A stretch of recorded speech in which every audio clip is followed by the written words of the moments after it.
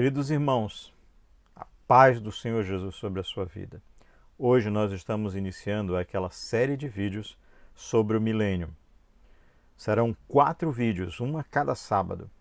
E o nosso objetivo é que ao final dele você tenha um conhecimento mais amplo, mais pleno a respeito de cada uma das correntes interpretativas sobre o milênio e ao final deles, dessa série de vídeos, você possa definir-se sobre a qual dessas linhas interpretativas você vai aderir como fundamento, como base teológica, cristã e doutrinária para a sua vida.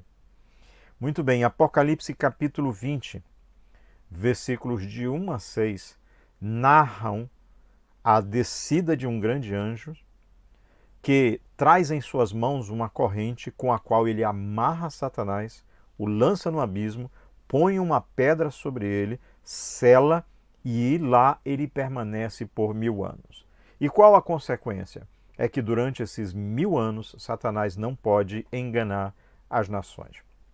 Embora sejam apenas 6 versículos, eles foram suficientes para gerar no seio da igreja interpretações as mais diversas possíveis. Contudo, apesar de várias, 3 delas são as mais aceitas dentre os intérpretes, dentre os hermeneutas, dentre os comentaristas dos livros da Bíblia. São elas: amilenismo, pré-milenismo e pós-milenismo. O nosso objetivo, então, é analisar cada uma delas, olharmos a fundamentação teológica, bíblica, escriturística, verificarmos quais as críticas que tem sobre cada uma delas, também o que há de comum em cada uma delas, de forma que ao final você tenha um embasamento teológico, doutrinário bem sólido. Tudo bem? Lembrando para vocês uma coisa muito importante. O milênio, na forma como essas 3 correntes defendem, que é, desculpe, a existência do reino de Jesus, em que ele, já glorificado, em que ele desce dos céus, junto com a sua igreja, também já glorificada, transformada, e reina sobre a face da terra, sobre todas as nações, em especial sobre Israel, sobre as nações pagãs durante esse período de 1000 anos. Tudo bem? Preste atenção. Sob essa condição, apenas o livro de Apocalipse, capítulo 20, verso de 1 a 6, faz referência. Então, é um livro, primeiro, o livro de Apocalipse é um livro com uma linguagem apocalíptica altamente simbólica e que para entendermos, compreendermos, precisamos fazermos exames muito cuidadosos de cada parte, não é? Então, é muito complicado construir toda uma base teológica em cima de 6 versículos. Então, eu alerto você que para compreender, para entender em profundidade o que significam esses 6 versículos, eu preciso, ou nós precisamos, analisá-los sobre a base de todo o restante da Bíblia. Sobre o que a Bíblia diz a respeito da ressurreição dos mortos, a respeito da segunda vinda de Jesus, a respeito do estado intermediário da alma, ou seja, da pessoa que já partiu daqui, não é? Que o seu corpo voltou ao pó como era e que o seu espírito voltou a Deus como Deus. Tudo isso é importante, porque não se pode interpretar a Bíblia a partir de textos isolados. E uma máxima é: os textos difíceis devem ser interpretados a partir dos textos mais claros. Tudo bem? Então, nós precisamos analisar essas 3 correntes. Mas eu quero que você saiba, em primeiro lugar, que essas 3 correntes elas só aparecem no estado, na completude, na base teológica que elas possuem hoje a partir do século XIX, portanto já depois da Reforma Protestante. Mas, antes de tudo, e essa é a finalidade deste primeiro vídeo, é pensarmos e respondermos a seguinte pergunta: como pensavam os judeus antes de Cristo? Como pensavam os discípulos, a nação, a geração, quando Jesus chega, quando Jesus vem, quando Jesus encarna. E mais, como pensava a partir da ascensão de Jesus e do derramamento do Espírito Santo, estabelecendo ali as bases da igreja, como pensava a igreja primitiva, com o ensino dos apóstolos e depois com os pais da igreja, que eram os discípulos dos apóstolos, que deram continuidade à liderança da igreja, até chegarmos aí ao século XIX. Isso é muito importante. E a finalidade desse primeiro vídeo é analisarmos exatamente esses pontos. Então, Bíblia na mão, caderno de anotações, lápis e destaca-texto, para não perder nada. Primeiro lugar, queridos, como pensavam os judeus? A gente precisa dividir aí a questão dos judeus em algumas partes. Primeiro, vamos pensar dos judeus a partir do momento em que Deus chama Abraão, promete a ele a terra prometida, e depois passa por Moisés, passa por Josué, depois de Josué a terra é conquistada, é estabelecida, mas não em sua plenitude. E aí, para completar essa obra, vem o período dos juízes, que vai até o período em que a monarquia é estabelecida, começando aí uma nova fase. Então, dentro desse período, o que esses judeus pensavam? Eles pensavam o seguinte, que Deus, teocraticamente, o governo de Deus, governava a nação de Israel.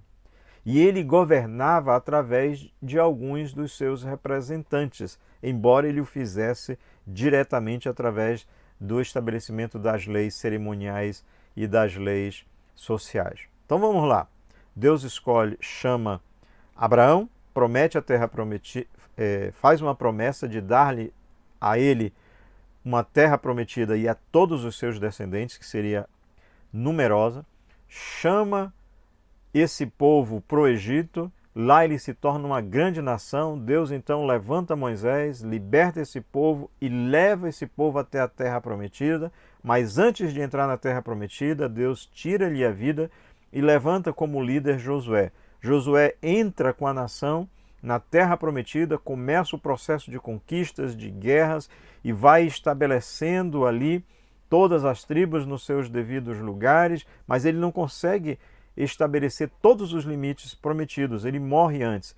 E aí começa uma série de juízes que Deus vai levantando para ir concretizando essa obra. Quando então toda a terra prometida foi conquistada, aí sim a ideia de que Deus está governando já sobre eles ali na terra prometida.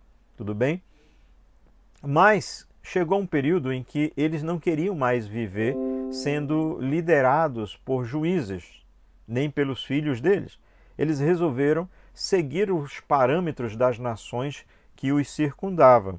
Então eles resolveram que o governo não deveria mais ser teocrático, Deus no comando direto, mas sim um reino de uma monarquia. Um rei seria estabelecido sobre a nação.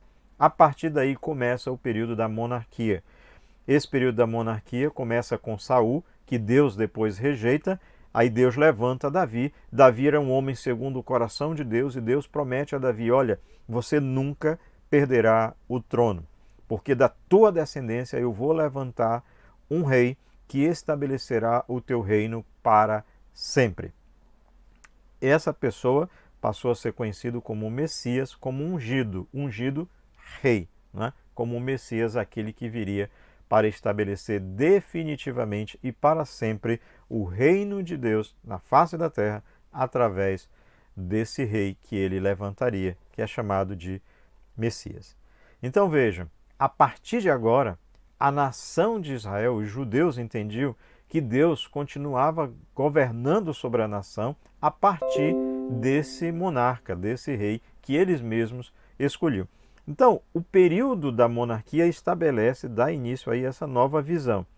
Naquela primeira parte, eles só queriam estabelecer os limites da terra prometida. Agora eles querem não só estabelecer, mas fortificar de tal forma que a partir dali deles, eles pudessem então se manter como uma nação independente e uma nação soberana, uma nação diferenciada, porque só ela era o povo de Deus. Então começa o processo da monarquia. Mas o problema é que os reis de Israel foram uns bons, outros ruins, foram se envolvendo no pecado, foram conduzindo a nação paulatinamente ao distanciamento de Deus, foram se envolvendo com as riquezas, foram se envolvendo com a própria o ego, com o egoísmo, com a soberba, foram deixando de atender o povo, foram se voltando somente para si, palácios suntuosos, muita riqueza, muitas mulheres, a tal ponto de a nação toda ser conduzida a um estado de pecado deplorável.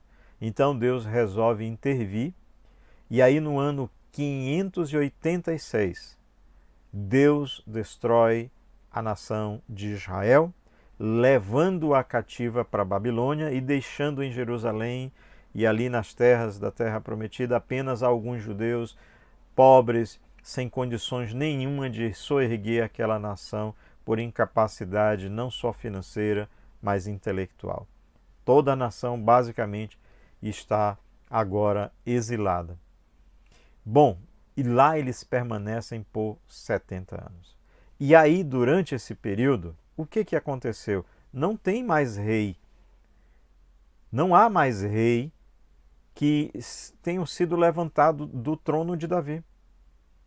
O governo, a monarquia vindo da descendência de Davi acabou ali a partir do ano 586 depois de Cristo, quando eles são levados cativos. Mas 70 anos depois, Deus traz-os de volta para a Terra Prometida.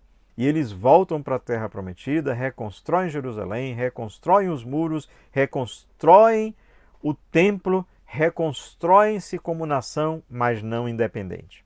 Porque agora eles não têm mais rei sobre eles. Sobre eles governam Babilônia, depois da Babilônia os medos, os persas, os gregos e os romanos.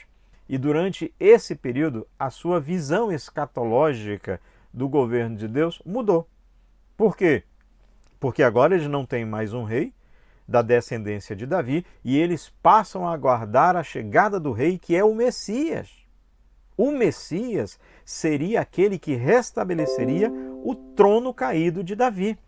Ou seja, aquele que reconstruiria a nação, aquele que reconstruiria o poder militar de Israel contra todas as nações inimigas e reconduziria o povo novamente aos limites completos da terra prometida que Deus havia dado a eles. E não só, ele expulsaria todos os gentios de sobre a face da terra prometida e a partir de Jerusalém o Messias expandiria o reino de Deus sobre toda a face da terra. Um governo militar, um governo geopolítico. Portanto, esse Messias que eles esperavam era alguém com as características de Davi, um grande general de guerra, ou como Salomão, extremamente sábio, inteligente para estender e consolidar o reino de Israel sobre todas as nações. Então, essa parte dos judeus estão vivendo, aguardando ansiosamente a chegada do Messias, que estabeleceria o reino de Deus, mas não uma pessoa como nós pensamos hoje, como um Jesus glorificado, mas como um homem que seria levantado por Deus para conduzir a nação a todas essas conquistas sobre a unção poderosa de Deus.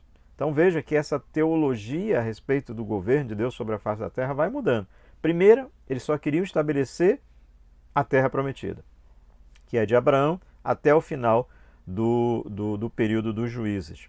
Depois, eles se veem como Deus governando sobre eles através de um homem que era o rei, no caso, e o reino que se estabeleceu a partir da família de Davi. Mas, a partir do momento que eles foram levados cativos, esse reinado de Davi e dos seus descendentes foi destruído.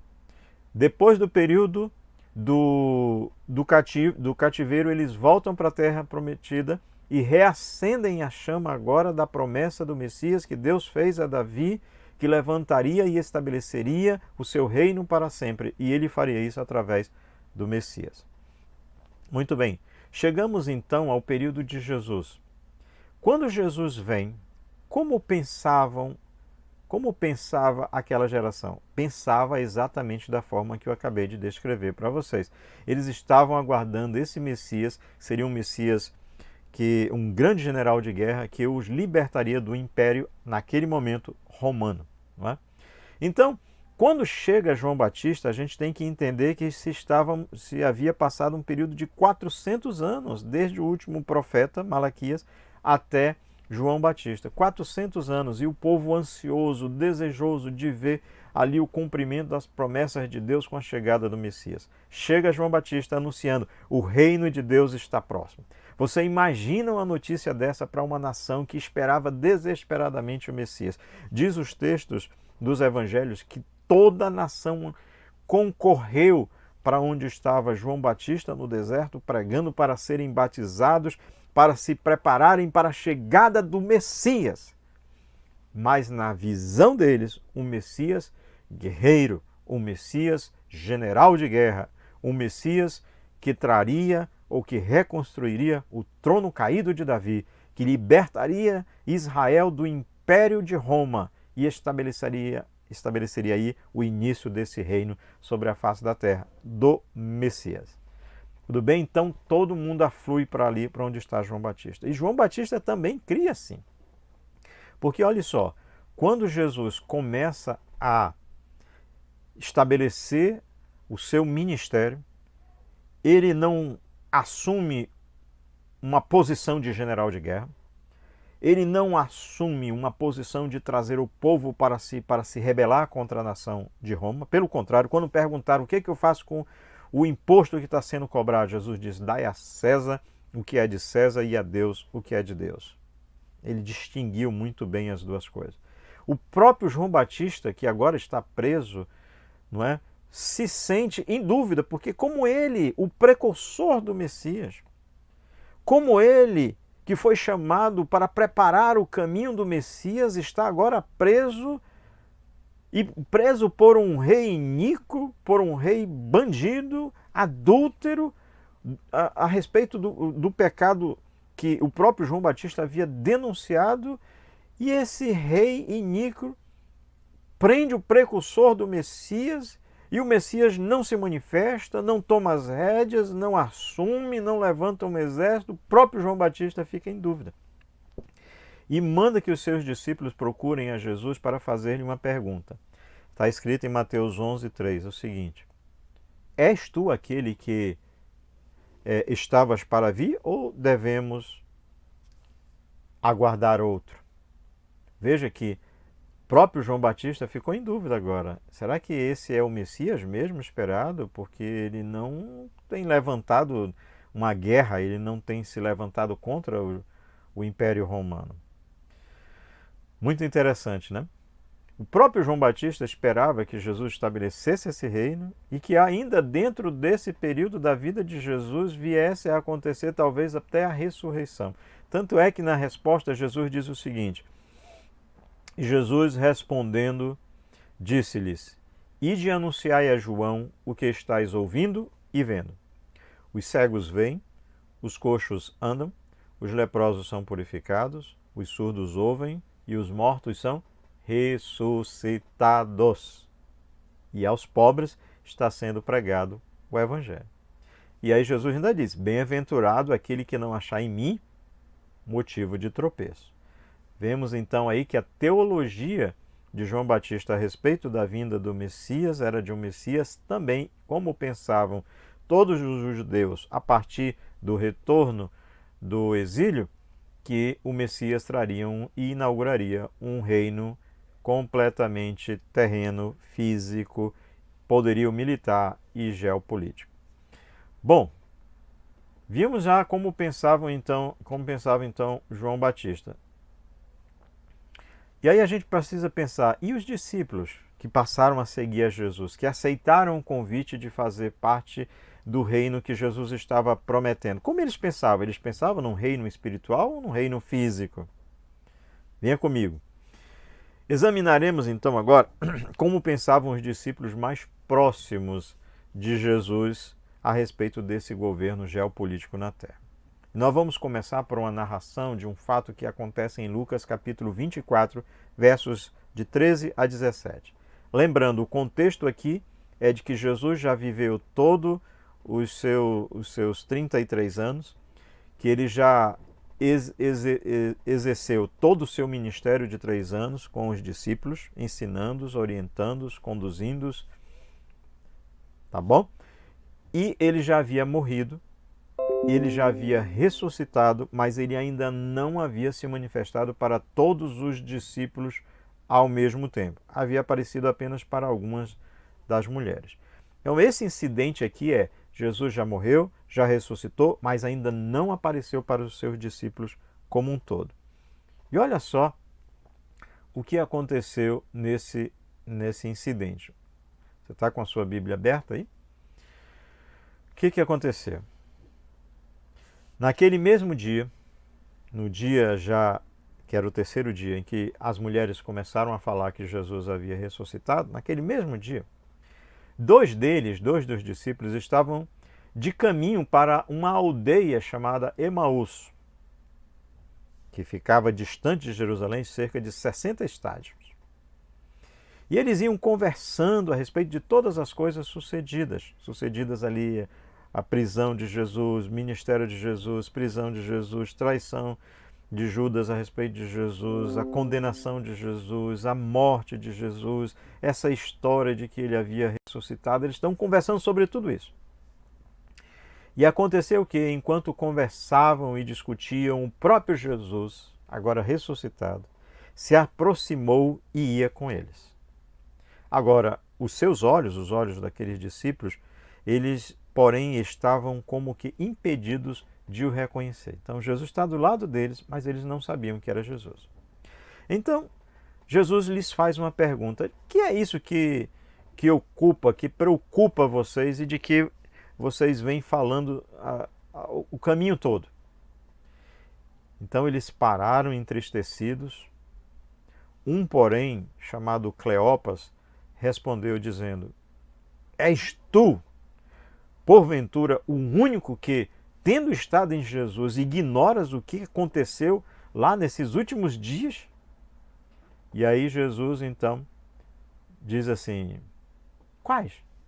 Me digam, me contem.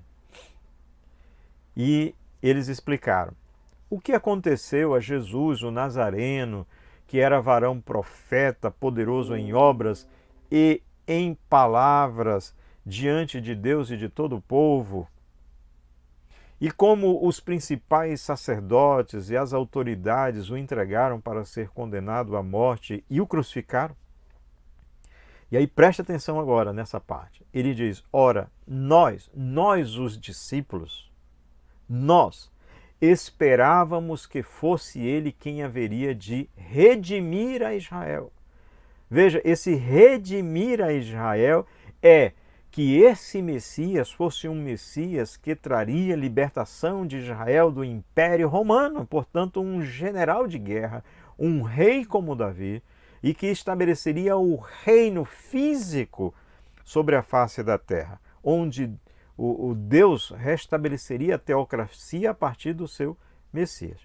Ele diz: mas, esse mais, que é uma conjunção adversativa, vai dizer: mas, ao contrário do que nós pensávamos, depois de tudo isso, da traição, da prisão, da morte, da crucificação dele pelo próprio Império Romano, do qual ele deveria nos livrar, ele diz: depois de tudo isso, já é hoje o terceiro dia, lembrando que Jesus tinha ressuscitado, naquele dia só tinha aparecido às mulheres, já é hoje o terceiro dia que tais coisas sucederam, ou seja, e não aconteceu nada.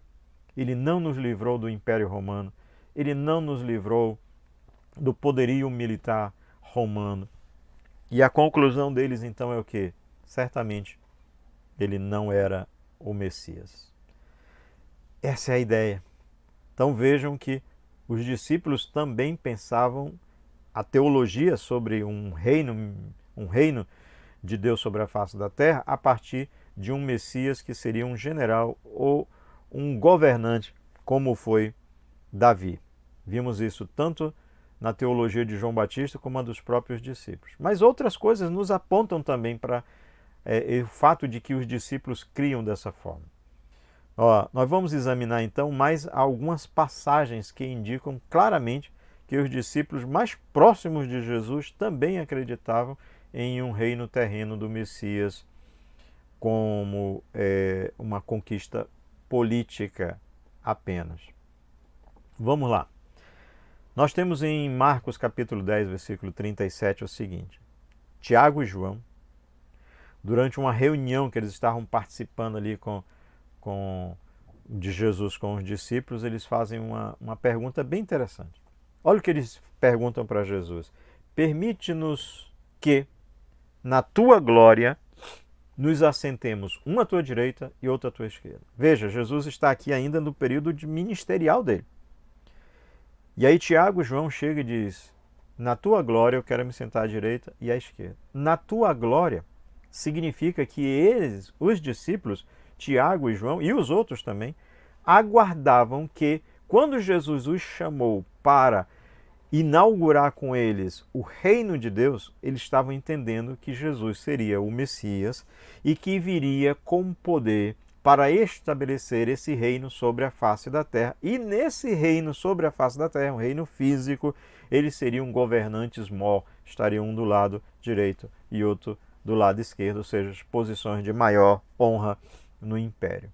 Então vocês veem que os próprios discípulos também criam num reino assim, num reino terreno. Muito bem.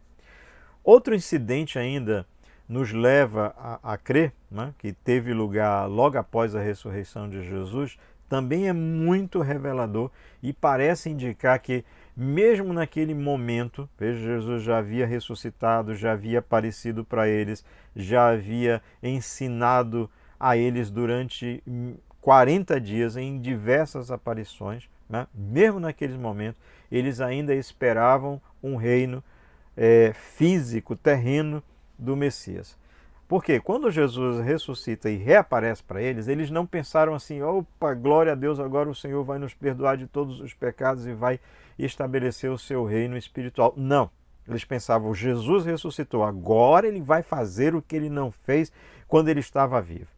Agora que ele ressuscitou, ele vai mostrar para os seus inimigos que ele vai estabelecer o seu reino, que ele vai expulsar os romanos, que ele vai construir ou vai levantar Israel como uma nação poderosa e assumir o trono de Davi. Isso está implícito na seguinte pergunta deles, feito lá em Atos capítulo 1, versículo 6.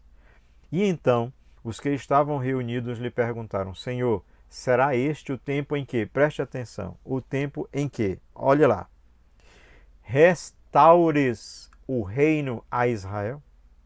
Porque Israel estava sob o poderio de Roma. Então ele diz: agora, Senhor, que tu ressuscitou, agora, Senhor, que tu estás prometendo que nós devemos ficar aqui em Jerusalém até que nós sejamos revestidos de poder. É agora, Senhor. É agora que tu vais tomar de fato as rédeas para expulsar os romanos, para assumir o teu reino, para levantar o teu exército, para surgir como um grande governador. Vocês estão entendendo como foi sendo construída a teologia dos apóstolos? A resposta de Jesus para eles foi negativa, né? Jesus deixou claro que eles não iriam receber essa informação a respeito de alguns períodos futuros que só a Deus pertenciam. Muito bem, então, como ficou claro dos textos examinados, os judeus, a partir da construção do segundo templo, acreditavam na era presente, em que a nação ainda viveu sob o domínio de inúmeras nações, como Babilônia, não é? Medos, Persas, Grécia e Roma. E eles também acreditavam numa era futura, na qual Deus, por meio do seu Messias, inauguraria um reino de prosperidade e libertação do jugo dos gentios. Tudo a partir do reino do Messias, que teria lugar a partir de Jerusalém. Ao final dessa era futura, então, viria a ressurreição dos mortos. Muito interessante, não é? Muito interessante. Bom, e como pensava a igreja primitiva? Nós já vimos como pensavam os judeus, de Abraão até o final do período dos juízes. Já vimos como pensavam os judeus a partir da inauguração da monarquia até a sua queda no ano de 586 antes de Cristo. E vimos como eles passaram a pensar depois que eles retornaram do exílio para Jerusalém e reconstruíram o templo e a nação, mas vivendo ainda sob o império das nações. Eles aguardavam o Messias, todos eles um reino ali terreno, em que Deus estabeleceria um reino físico através da nação de Israel. Mas e aí? Os discípulos também acreditavam dessa forma, mas eles foram confrontados com Jesus, que não era aquela a forma correta de entender o reino de Jesus, que ele começou desde o momento em que ele estabeleceu ali o início do seu ministério. Morte e ressurreição não seria um reino físico, mas aquele reino foi estabelecido. Jesus diz: o reino de Deus está próximo, o reino de Deus sobre vós é chegado, portanto Deus estava reinando. O Messias estava reinando, mas diferentemente do que eles esperavam, não era um reino físico sobre a face da terra. E esse reino já tinha sido então inaugurado.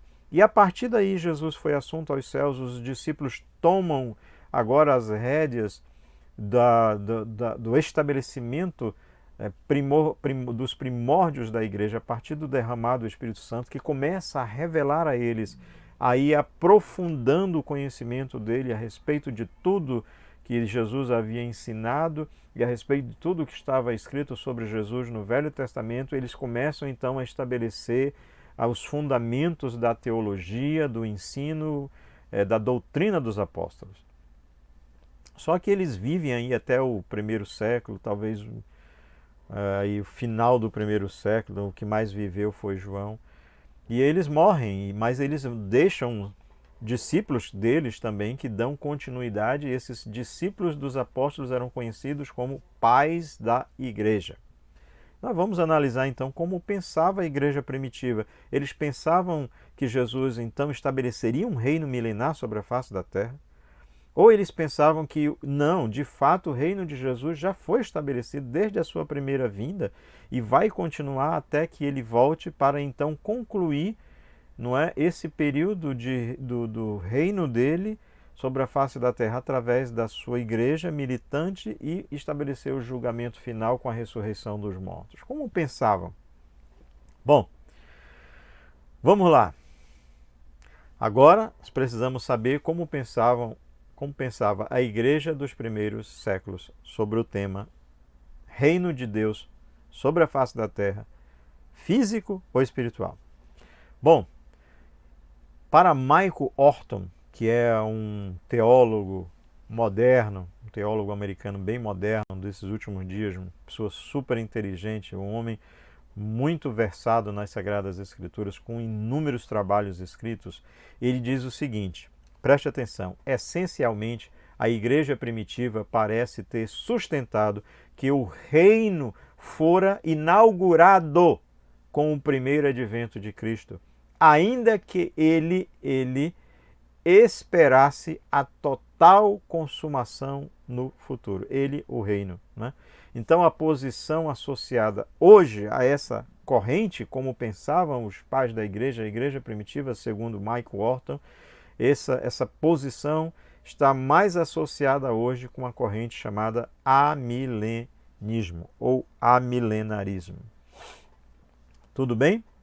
Maravilha, não é? Então nós temos aí a primeira manifestação de um teólogo atual. O livro que ele escreveu foi Doutrinas da Fé Cristã, está lá na página 966 do seu livro, dizendo, olha, analisando todo o pensamento da igreja primitiva, o que mais se aproxima da teologia que eles tinham com a teologia moderna que surgiu já no século XIX é com o amilenarismo. Tudo bem? Essa é a posição dele enquanto estudioso das Sagradas Escrituras. Mas a gente vai aprofundar. Uma obra monumental de Charles Hill, intitulada Regnum Calerum, que é a parte do título aqui em latim, né? Patterns of Millennial Thought in Early Christianity, ou seja, o pensamento sobre o milênio dos primeiros, na parte inicial do cristianismo. E ele diz o seguinte: nessa obra ele retrata com muita precisão o pensamento dos pais da igreja nos primeiros 3 séculos acerca do reino milenar de Jesus na Terra. Como é que os pais da igreja pensavam? Ou seja, como é que aqueles que foram os discípulos dos apóstolos e que deram continuidade à liderança da igreja pensavam sobre o tema? Segundo o autor, embora houvesse pensamento discordante, em sua maioria, preste atenção, em sua maioria, os pais da igreja negavam um reino milenar de Jesus na terra. Dentre os principais pais da igreja que defendiam o amilenarismo ou o amilenismo, ou seja, o reino de Jesus começou quando ele veio e vai se perdurar até a sua segunda vinda, estão. E aí eu quero ler aqui uma lista dos pais da igreja que defendiam como pensamento predominante na igreja primitiva do amilenismo. Temos Clemente de Roma, temos Policarpo, temos o Hermas, pastor de Hermas, que é conhecido, um escrito que ele fez, Melito de Sardes, os netos de Judas, Hipólito, Orígenes e Ciprianos. São alguns dos maiores pais da igreja. Agora, Justin Martin, que era também um dos pais da igreja, ele por sua vez ele sustentava algo que era muito parecido com o pré-milenismo que nós temos atualmente, não é? Pré-milenismo histórico, não dispensacionalista.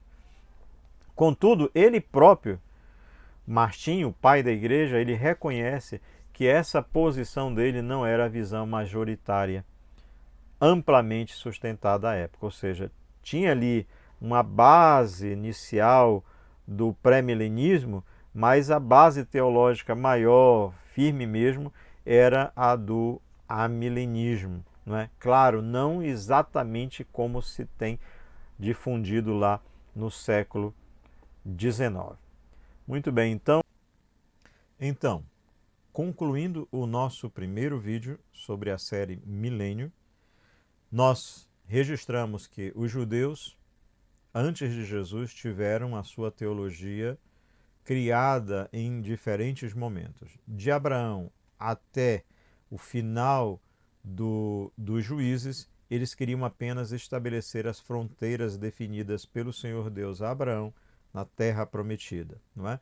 E depois ali trazida para a conquista a partir de Moisés. Com o estabelecimento da monarquia, eles passaram a entender que Deus governava a nação, mas de forma já indireta através dos seus governantes que a própria nação escolhia. Com a destruição da monarquia, a partir do exílio da nação, que foi levada cativa para a Babilônia, 70 anos depois, quando eles retornam desse exílio, a teologia deles novamente sofre algumas adaptações. Eles passaram então a dividir a história em 2 grandes momentos: a era presente, que é aquela que eles estavam vivendo sob domínio de outras nações, e a era futura, que seria inaugurada com a vinda do Messias, que restauraria o trono caído de Davi, e Deus cumpriria a promessa de Davi, em que, através de quem, do Messias, ele estabeleceria para sempre o reino de Davi em Israel. Israel, então, passaria a ser a nação do Senhor, e através dela, ou a partir dela, lá de Jerusalém, o Messias expandiria o seu reino sobre todas as nações da terra.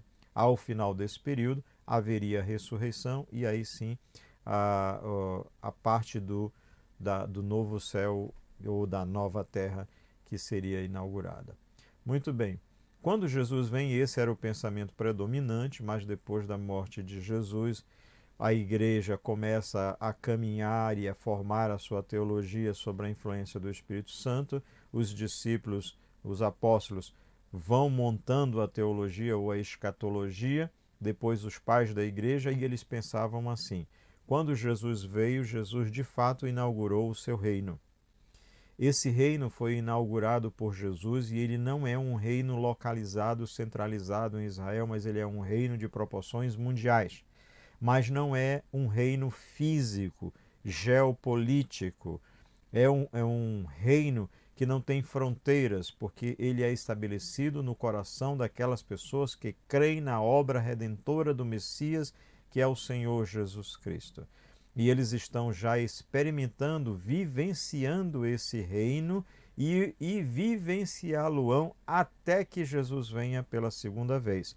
Mas ele não virá mais como servo sofredor, e sim como o dos reis, o Senhor dos senhores, e restabelecerá o seu trono para reinar todas as nações, para punir, para estabelecer o juízo final sobre aqueles que não aceitaram o seu governo em Cristo Jesus e para levar aqueles que aceitaram o seu governo para um estado final onde eles desfrutarão da presença de Deus para sempre, sem qualquer possibilidade de uma nova queda e num corpo completamente transformado, indestrutível e imortal para sempre. Chegamos então aqui ao final do nosso primeiro vídeo. Eu aguardo você no segundo vídeo da nossa série Milênio. Deus abençoe vocês.